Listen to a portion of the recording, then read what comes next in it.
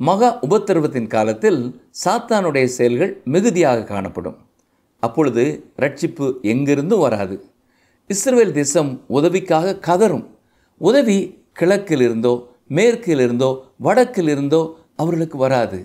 மேலிருந்தே அவர்களுக்கு உதவி வரும்.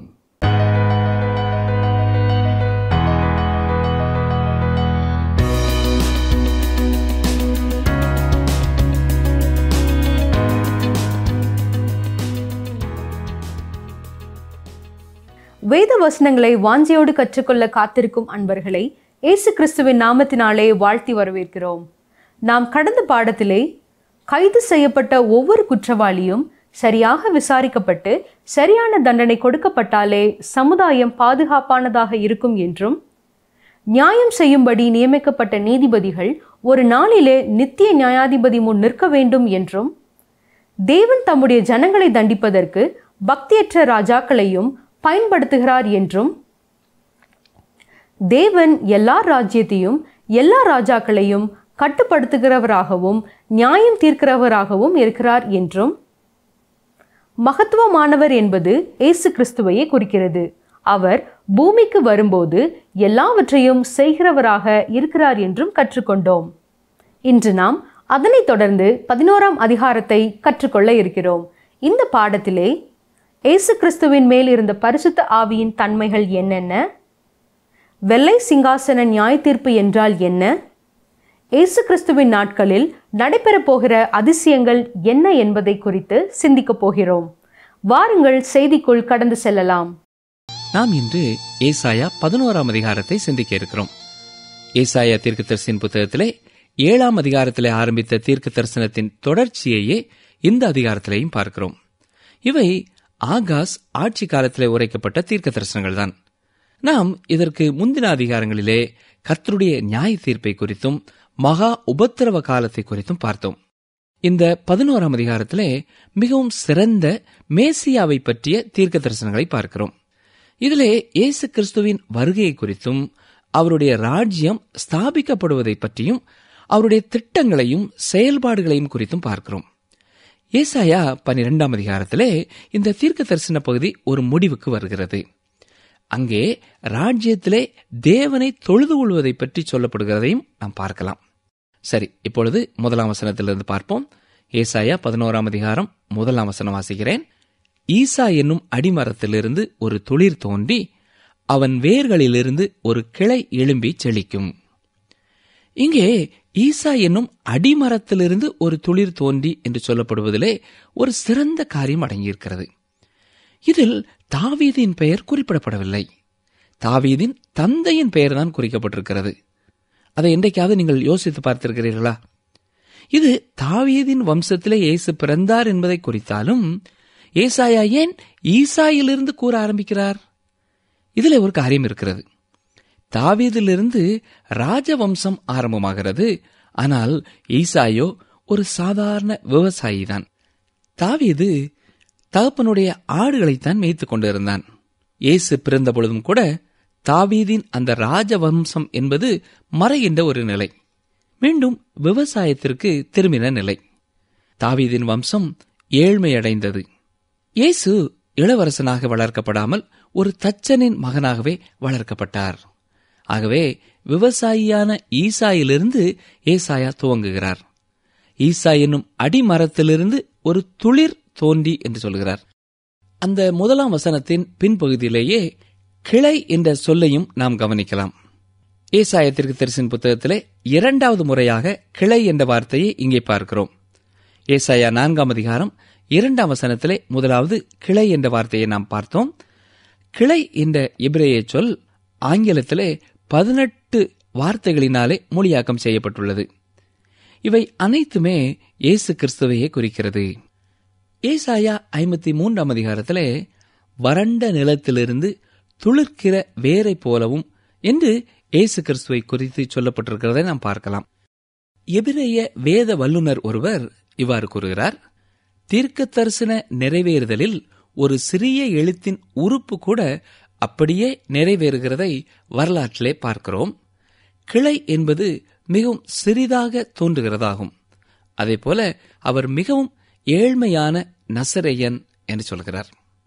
இயேசு கிறிஸ்துவின் வாழ்வின் ஆரம்பமே மிகவும் எளிமையானதுதான். பெத்லெகேமிலே பிறந்தார். இது தாவீதின் பட்டணம். அது மட்டுமல்ல, ஈசாயின் பட்டணமும் கூட. இப்பொழுது ஏசாயா 11ஆம் அதிகாரம் 2ஆம் வசனத்திற்கு வருவோம். ஞானத்தையும் உணர்வையும் அருளும் ஆவியும், ஆலோசனையையும் பலனையும் அருளும் ஆவியும், அறிவையும் கர்த்தருக்கு பயப்படுகிற பயத்தையும் அருளும் ஆவியுமாகிய கர்த்தருடைய ஆவியானவர் அவர் மேல் தங்கியிருப்பார். இயேசு கிறிஸ்துவின் மேலிருந்த ஆவியின் 7 தன்மைகளை இங்கே பார்க்கிறோம். ஞானம், உணர்வு, ஆலோசனை, பலன், அறிவு, கர்த்தருக்கு பயப்படுகிற பயம், கர்த்தருடைய ஆவியானவர் என்று 7 தன்மைகளை கொண்ட ஆவியானவர் அவர் மேல் தங்கியிருந்தார். 7 என்ற எண் முழுமையை குறிக்கிறது. ஆக அவர் ஆவியின் நிறைவை பெற்றிருந்தார். தேவன் அவருக்கு தமது ஆவியை அளவில்லாமல் கொடுத்திருந்தார் என்று யோவான் 3ஆம் அதிகாரம் 34ஆம் வசனத்திலே நாம் பார்க்கலாம். எபேசியர் 5ஆம் அதிகாரம் 18ஆம் வசனத்திலே நாம் பார்க்கும் பொழுது அப்போஸ்தலனாகிய பவுல் ஆவியினால் நிறைந்திருங்கள் என்று ஆலோசனை கூறுகிறார். சிலர் ஆவியின் நிறைவில் சில துளிகளை மாத்திரம் பெற்றிருக்கிறார்கள். சிலர் கால் பகுதி நிறைவையும் சிலர் பாதி நிறைவையும் பெற்றவர்களாய் காணப்படுகிறார்கள். ஒரு சிலரே முழுமையான ஆவியின் நிரப்புதலை பெற்றிருக்கிறார்கள். ஒரு சிறுமி ஆண்டவரிடத்திலே இவ்வாறு ஜெபித்தாளாம். கர்த்தாவே, என்னை ஆவியால் நிரப்பும். என்னால் முழுவதையும் தாங்க முடியாது. ஆனால் எல்லா பக்கங்களிலும் நிரம்பி வழிந்தோடுவதை என்னால் தாங்க முடியும் என்று ஜெபித்தாளாம். ஆம், சிலரே இவ்விதம் எப்பக்கத்திலேயும் நிரம்பி வழிகின்ற ஆவியின் அபிஷேகமுடையவர்களாய் காணப்படுகிறார்கள். இயேசு கிறிஸ்துவின் அனுபவமும் இதுதான். கர்த்தருடைய ஆவியானவர் அவர் மேல் தங்கியிருப்பார் என்ற வார்த்தைகளை கவனியுங்கள். இயேசு கிறிஸ்து மானிட உருவிலே வந்தபோது பரிசுத்த ஆவியானவருடைய வல்லமையினாலேயே எல்லாவற்றையும் செய்தார். அவர் திரும்ப வரும்பொழுதும் பரிசுத்த ஆவியானவருடைய வல்லமையினாலேயே ஆளுகையும் செய்ய போகிறார். இரண்டாவதாக ஞானத்தின் ஆவியை குறித்து பார்க்கிறோம். 1 கொரிந்தியர் 1ஆம் அதிகாரம் 30ஆம் வசனத்திலே நாம் பார்த்தால், அவரே தேவனால் நமக்கு ஞானமானார் என்று சொல்லப்பட்டிருக்கிறது. அவர் ஒருவரே இந்த வாழ்க்கையிலே நம்மை வழிநடத்தி செல்ல முடியும். நாம் உலகத்திற்கு ஒத்த வேஷம் தரிக்கக்கூடாது. உலகத்துக்குரிய ஒன்றும் நம்மிலே இருக்கக்கூடாது. யோவான் 14ஆம் அதிகாரம் 30ஆம் வசனத்திலே இயேசு என்ன சொல்கிறார் பாருங்கள். இந்த உலகத்தின் அதிபதி வருகிறான், அவனுக்கு என்னிடத்தில் ஒன்றுமில்லை என்று சொன்னார். எனக்கு அருமையான சகோதரனே, சகோதரியே, நம்முடைய வாழ்க்கையிலே இவ்வாறு நாம் தைரியமாக சொல்ல முடியுமா? என்னிடத்திலே உலகத்தின் காரியம் எதுவும் இல்லை என்று சொல்ல முடியுமா? சற்று சிந்தித்து பார்ப்போம். சாத்தானால் இயேசு கிறிஸ்துவினுடைய வாழ்க்கையிலே உலகத்திற்கு அடுத்த எதையுமே காண இயலவில்லை. ஆனால் உலகத்தின் அதிபதியாகிய அவன் உலகத்தின் காரியங்களிலே சிலவற்றை உங்களிலே கண்டுபிடித்து விடுகிறான் இல்லையா? நமக்கு ஞானத்தின் ஆவி தேவையாயிருக்கிறது. இயேசு கிறிஸ்துவின் மேல் ஞானத்தின் ஆவியானவர் தங்கியிருந்தார். எனவே அவர் தன்னிலே உலகத்தின் காரியங்கள் எதுவும் காணப்படவில்லை என்பதை குறித்த தெளிவான ஞானமுடையவராய் இருந்தார். அடுத்ததாக உணர்வை அருளும் ஆவி. இது ஆவிக்குரிய காரியங்களை பகுத்து உணரும் தன்மையாகும். சில தேவனுடைய பிள்ளைகள் இந்த விதமான எந்த ஒரு ஆவிக்குரிய பகுத்துணர்வும் இல்லாது காணப்படுவது வருந்தத்தக்க காரியமாகும். இன்றும் சில விசுவாசிகள் மற்றவர்களை அப்படியே மனித பிரகாரமாக பின்பற்றுகிறதை பார்க்கலாம். அவர்களுடைய நடை, உடை, பாவனை போன்றவற்றை இவர்களும் பின்பற்றுவார்கள். அவர்கள் வேதத்தின்படிதான் கூறுகிறார்களா என்று கூட ஆராய்ந்து பார்க்கிறதில்லை. அருமையானவர்களே, தேவனுடைய பிள்ளைகளுக்கு உணர்வுள்ள ஆவி வேண்டும். அதற்காக நீங்கள் ஜெபிக்க வேண்டும். யாரெல்லாம் தேவனை பின்பற்றி செல்கிறார்கள், யாரெல்லாம் தேவன் இல்லாமல் வாழுகிறார்கள் என்பதை கண்டுகொள்ளும் பகுத்துணர்வும் அறிவும் நமக்கு இந்த நாட்களிலே மிகவும் தேவைப்படுகிறதாயிருக்கிறது. அடுத்ததாக நாம் பார்ப்பது ஆலோசனை அருளும் ஆவி. நம் எல்லாருக்கும் ஆலோசனை தேவை. இயேசு கிறிஸ்து யாரிடமும் ஆலோசனை கேட்டதில்லை என்பதை வேதத்திலே கவனித்து பார்த்திருக்கிறீர்களா? அவரே ஆலோசனை கொடுத்தார். ஆலோசனை அருளும் ஆவியானவர் அவர் மீது தங்கியிருந்ததே காரணம். இன்றைக்கும் விசுவாசியாகிய உங்களிடத்திலே நல்ல ஆலோசனையை பெற்றுக்கொள்ள ஒரு சகோதரனோ ஒரு சகோதரியோ கடந்து வரும் பொழுது ஜெபத்தோடு வேத வசனத்தின் அடிப்படையிலே நல்ல ஆலோசனை கொடுக்க உங்களிலே இந்த ஆலோசனை அருளும் ஆவியானவர் தேவை. தொடர்ந்து பார்ப்போம் என்றால், பலனை அருளும் ஆவி என்று வாசிக்கிறோம். இது வல்லமையை குறிக்கிறது. நமக்கு வல்லமை மிகவும் அவசியமான ஒன்று, பிரியமானவர்களே. அப்போஸ்தலனாகிய பவுல் பிலிப்பியர் 3:10 சொல்கிறதை சற்றே கவனியுங்கள். இப்படி நான் அவரையும் அவருடைய உயிர்த்தெழுதலின் வல்லமையையும் அவருடைய பாடுகளின் ஐக்கியத்தையும் அறிகிறதற்கும் என்று சொல்கிறார். நமக்கு இந்த உயிர்த்தெழுதலின் வல்லமை தேவை. நம்முடைய பலத்தால் நாம் தேவனுக்கு சாட்சியாக வாழவே முடியாது. இறுதியாக அறிவையும் கர்த்தருக்கு பயப்படுகிற பயத்தையும் அருளும் ஆவி என்று பார்க்கிறோம். இந்த இரண்டு காரியங்களையும் நாம் கர்த்தருடைய வசனங்களை வாசிப்பதனாலேதான் பெற்றுக்கொள்ள முடியும். தொடர்ந்து ஏசாயா 11:3-4 பார்ப்போம். கர்த்தருக்கு பயப்படுதல் அவருக்கு உகந்த வாசனையாய் இருக்கும். அவர் தமது கண் கண்டபடி நியாயம் தீர்க்காமலும் தமது காது கேட்டபடி தீர்ப்பு செய்யாமலும் நீதியின்படி ஏழைகளை நியாயம் விசாரித்து யதார்த்தத்தின்படி பூமியிலுள்ள சிறுமையானவர்களுக்கு தீர்ப்பு செய்து பூமியை தமது வாக்கின் கோலால் அடித்து தமது வாயின் சுவாசத்தால் துன்மார்க்கரை சங்கரிப்பார். இங்கே துன்மார்க்கரை சங்கரிப்பார் என்று சொல்லப்படுவது சாத்தானை குறிக்கிறது. மகா உபத்திரவத்தின் நாட்களில் சாத்தானுடைய செயல்கள் மிகுதியாக காணப்படும். அப்பொழுது உலகத்திற்கு ரட்சிப்பு எங்கிருந்தும் வராது. இஸ்ரவேல் தேசம் உதவிக்காக கதரும். ஆனால் வடக்கிலிருந்தோ தெற்கிலிருந்தோ மேற்கிலிருந்தோ கிழக்கிலிருந்தோ உதவி வராது. மேலிருந்தே உதவி வரும். அப்பொழுது இயேசு கிறிஸ்து பூமிக்கு வந்து தன்னுடைய ராஜ்யத்தை ஸ்தாபிப்பார். இயேசு கிறிஸ்து பூமிக்கு வருவதற்கு ஒரு முக்கியமான காரணம் உண்டு. ஒரு ஆட்சியாளர் உலகத்திற்கு தேவை. உலக மக்கள் அவரை வாக்களித்து தெரிந்தெடுக்கவில்லை, தெரிந்தெடுக்கப் போவதும் இல்லை. தேவன் தம்முடைய வாக்களித்து அனுப்புகிறார். இந்த உலகம் கர்த்தருடையது. ஆகவே இயேசுவை அவர் உலகத்தில் ஆட்சியாளராக ஏற்படுத்தி ஆளுகை செய்ய வைப்பார். அவர் நியாய தீர்ப்பு செய்வார். அவர் தான் கண் கண்ட சாட்சியின் அடிப்படையிலே அதை செய்யப் போவதில்லை.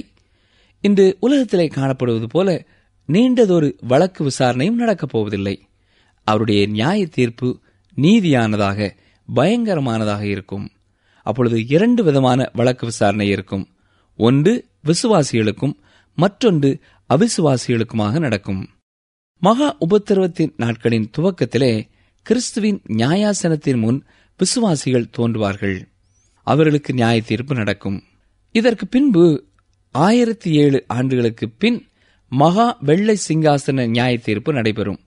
இது அவிசுவாசிகளுக்கு, தேவனை பின்பற்றாதவர்களுக்கு நடக்கின்ற நியாய தீர்ப்பு. ஒரு நாளிலே நீங்களும் நானும் இயேசுவின் முன் நிற்போம். நம்முடைய வாழ்க்கையிலே காணப்பட்ட அனைத்து காரியங்களும் அப்பொழுது வெளியரங்கமாக்கப்படும். எனவே அசுத்தமான காரியங்களை நம்மை விட்டு விலக்கி சுத்தமான வெளிச்சமான பாதையிலே செல்வோமாக.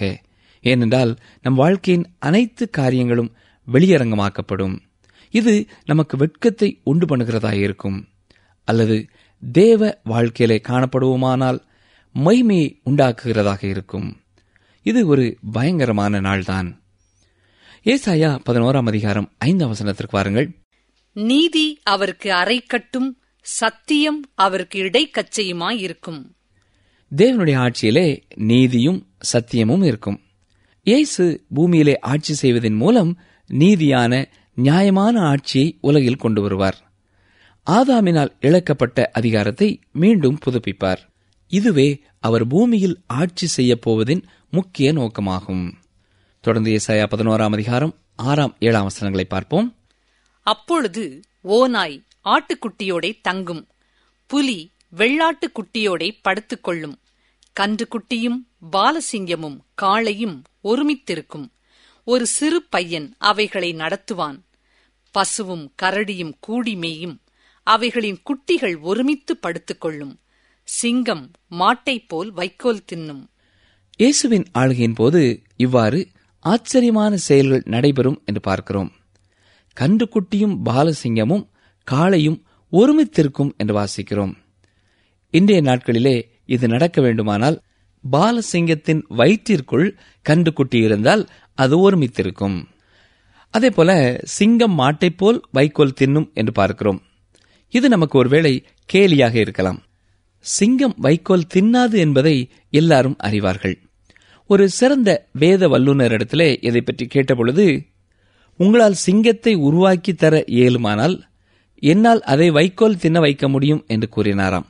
ஆம், சிங்கத்தை படைத்த கர்த்தரால் காலம் வரும்பொழுது அதை வைக்கோலும் தின்ன வைக்க முடியும். ஏசாயா 11:9 என் பரிசுத்த பர்வதமெங்கும் தீங்கு செய்வாரும் இல்லை, கேடு செய்வாரும் இல்லை. சமுத்திரம் ஜலத்தினால் நிறைந்திருக்கிறது போல் பூமி கர்த்தரை அறிகிற அறிவினால் நிறைந்திருக்கும். அவருடைய ராஜ்யம் உலகம் எங்கிலேயும் பரவி இருக்கும் என்று இங்கே சொல்லப்பட்டிருக்கிறது. அங்கே தீங்கு செய்வாரில்லை. தீமையை உருவாக்குகிற சாத்தான் அங்கே இல்லாதிருப்பதால் தீமைக்கு, கேட்டுக்கு அங்கே இடமே இல்லை. ஏசாயா 11:10 வாசிக்கிறேன். அக்காலத்திலே ஜனங்களுக்கு கொடியாக நிற்கும் ஈசாயின் வேருக்காக ஜாதிகள் விசாரித்து கேட்பார்கள். அவருடைய தாபர ஸ்தலம் மகிமையாயிருக்கும். இந்த வசனத்திலே அக்காலத்திலே என்று சொல்லப்படுகிற வார்த்தை மகா உபத்திரவத்தின் நாட்களின் ஆரம்பத்தில் துவங்கி ராஜ்யத்தின் ஆளுகை வரை காணப்படும் நாட்களை குறிக்கிறது. இந்த 1000 வருட அரசாட்சியிலே புறஜாதியாரும் பங்கு கொள்வார்கள். தொடர்ந்து 11ஆம் வசனத்தை பாருங்கள். அக்காலத்திலே ஆண்டவர் அசீரியாவிலும் எகிப்திலும் பத்ரோசிலும் எத்தியோப்பியாவிலும் பெர்ஷியாவிலும் சினையாரிலும் ஆமாத்திலும் சமுத்திர தீவுகளிலும் தம்முடைய ஜனத்தில் மீதியானவர்களை மீட்டுக்கொள்ள திரும்ப 2ஆம் விசை தமது கரத்தை நீட்டி, தேவன் தம்முடைய ஜனத்தில் மீதியானவர்களை 2ஆம் விசை மீட்டுக் கொள்வதை பற்றி இங்கே சொல்லப்பட்டிருக்கிறது. 1ஆம் விசை மோசேயின் மூலமாக எகிப்திலிருந்து மீட்டு வந்து யோசுவாவின் மூலமாக கானானுக்குள் பிரவேசிக்க செய்தார் என்பதை நாம் அறிந்திருக்கிறோம். தேவன் இங்கே 2வது முறையும் அவர்களை மீட்டுக் கொள்கிறார். வசனம் 12, ஜாதிகளுக்கு ஒரு கொடியை ஏற்றி இஸ்ரவேலில் துரத்துண்டவர்களை சேர்த்து யூதாவில் சிதறடிக்கப்பட்டவர்களை பூமியின் 4 திசைகளிலுமிருந்து கூட்டுவார். இங்கே கூறப்படும் கொடி எதை குறிக்கிறது? இது இயேசு கிறிஸ்துவையே குறிக்கிறது. இயேசு கிறிஸ்துவை தவிர வேறு கொடி அந்நாட்களிலே ஏற்றப்படுவதில்லை. பூமியிலே உள்ள சாந்த குணமுள்ளவர்கள் அந்த கொடியின் கீழ் வலம் வருவார்கள். அப்பொழுதே சாந்த குணமுள்ளவர்கள் பூமியை சுதந்திரித்துக் கொள்வார்கள். இதுவே தேவனுடைய திட்டம், அவருடைய ஆலோசனை. இதை தேவனே நிறைவேற்றப் போகிறார். 16ஆம் வசனம், இஸ்ரவேலர் எகிப்து தேசத்திலிருந்து புறப்பட்ட நாளில் அவர்களுக்கு இருந்தது போல அசீரியாவிலே அவருடைய ஜனத்தில் மீதியானவர்களுக்கு ஒரு பெரும் பாதை இருக்கும். அசீரியாவிலிருந்து எகிப்திற்கு ஒரு பெரும் பாதை இருக்கும் என்று பார்க்கிறோம். இது பாலஸ்தீன தேசத்தின் வழியாக இருக்கும் என்றும் அறிகிறோம். இந்த நாடுகள் எல்லாம் எருசலேமிற்கு தேவனை தொழுது கொள்ள வருவார்கள் என்று வேதத்திலே தெளிவாய் பார்க்கிறோம். சகரியா 14ஆம் அதிகாரம் 16 முதல் 18 வசனங்களை சற்றே கவனியுங்கள். வாசிக்கிறேன். சகரியா 14:16 முதல். பின்பு எருசலேமுக்கு விரோதமாக வந்திருந்த எல்லா ஜாதிகளிலும் மீதியான யாவரும் சேனைகளின் கர்த்தராகிய ராஜாவை தொழுது கொள்ளும்படிக்கும் கூடார பண்டிகையை ஆசரிக்கும்படிக்கும் வருஷா வருஷம் வருவார்கள். அப்பொழுது பூமியின் வம்சங்களில் சேனைகளின் கர்த்தராகிய ராஜாவை தொழுது கொள்ள எருசலேமுக்கு வராதவர்கள் எவர்களோ அவர்கள் மேல் மழை வருஷிப்பதில்லை. மழை வருஷிக்காத எகிப்தின் வம்சம் வராமலும் சேராமலும் போனால் கூடார பண்டிகையை ஆசரிக்க வராத ஜாதிகளை கர்த்தர் வாதிக்கும் வாதையே அவர்கள் மேல் வரும். இன்றைய வேதாராய்ச்சி நிகழ்ச்சியை கேட்டுக்கொண்டிருக்கிற அருமையான சகோதரனே, சகோதரியே, நாம் தியானித்த வசனங்களை ஒருமுறை கூட நாம் நமது மனதிலே கொண்டு வருவோமா? இயேசு கிறிஸ்து இரட்சகராய் வந்தபொழுதும் செல்வம் படைத்த ஒரு குடும்பத்திலே பிறக்கவில்லை. பெயர் புகழ் பெற்ற ஒரு இல்லத்திலே அவர் தோன்றவில்லை. ஒரு சாதாரண குடும்பத்தையே தெரிந்து கொண்டார். ஆம், இன்றும் அவர் அசாதாரணமான காரியங்களை செய்வதற்கு சாதாரணமான உங்களைத்தான் பயன்படுத்த விரும்புகிறார். வாஞ்சியுள்ள எவரையும் அவர் புறம்பே தள்ளுகிறதில்லை. நீங்கள் இருக்கும் இடங்களிலே அவரது அன்பை, அவரது தாழ்மையை, அவரது பரிசுத்தத்தை பிரதிபலிக்க அவர் உங்களையே பயன்படுத்த விரும்புகிறார். நீங்கள் அதற்கு ஆயத்தமா? அப்படியென்றால் பரிசுத்த ஆவியானவர் அன்றன்று உங்களுக்கு கூறும் ஒவ்வொரு காரியத்திற்கும் நீங்கள் உடனுக்குடன் கீழ்ப்படியுங்கள். இயேசு கிறிஸ்துவிலே காணப்பட்ட ஆவியானவரின் 7 குணநலன்களையும் கர்த்தரிடத்திலே நீங்களும் கேட்டு பெற்றுக்கொள்ளுங்கள். அந்த 7 குணநலன்கள் ஞாபகத்திலே இருக்கிறதா? ஞானத்தை அருளும் ஆவி, உணர்வை அருளும் ஆவி, ஆலோசனை அருளும் ஆவி, பலன் அருளும் ஆவி, அறிவை அருளும் ஆவி, கர்த்தருக்கு பயப்படுகிற பயத்தை அருளும் ஆவி, கர்த்தருடைய ஆவியானவர். இந்த வல்லமையினாலே ஆண்டவருக்கு சாட்சியாக வாழ ஆண்டவர் நம்மை அழைக்கிறார். ஜெபிப்போமா? எங்களை நேசிக்கிற எங்கள் நல்ல கர்த்தாவே, இயேசு கிறிஸ்துவின் மேல் தங்கியிருந்த ஆவியானவரே, இன்றும் எங்கள் மேல் தங்கியிருந்து இந்த உலகத்திலே நாங்கள் உமது வல்லமையை பெற்றவர்களாக வாழ கிருபை செய்யும். நாங்கள் ஏழைகள் ஆனாலும், உலகிலே மற்றவர்களின் கவனத்தை கவரக்கூடியவர்களாக இல்லை என்றாலும், எங்கள் மேல் நீர் வைத்துள்ள அக்கறைக்காக, அன்புக்காக, கரிசனைக்காக நாங்கள் உம்மை துதிக்கிறோம் ராஜா. நாங்களும் உமது குமாரனாய இயேசு கிறிஸ்துவைப் போல மனத்தாழ்மை உள்ளவர்களாக வாழ கிருபை செய்யும்.